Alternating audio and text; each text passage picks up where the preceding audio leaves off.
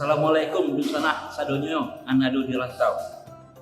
Alhamdulillah pada mubes ketiga IMPP yang lalu telah terpilih ketua IMPP yang baru untuk periode 2022 dan 2027, yaitu saudara Nasrul Naga.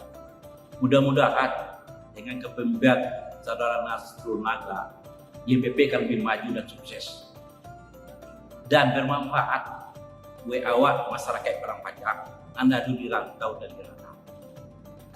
Untuk pelantikan kepengurusan IMPP yang baru akan diadakan pada hari Minggu tanggal 26 Februari di acara Parangpanjang Barale Gadang. Insya Allah akan dihadiri oleh Pak Wali Kota, Wakil Wali Kota Parangpanjang, dan juga Ketua DPD Parangpanjang dan Nina Mama dan dulu dusana awak dari kampung. Untuk itu buat rencana Anado di rantau DKI Jakarta dan sekitarnya lah. Mari kita sukseskan dan support acara itu dengan cara mari awak bersama-sama datang hari Minggu tanggal 26 Februari ke Balai Prajurit Marinir di Cilandak, Jakarta Selatan. Dan sampai pun sana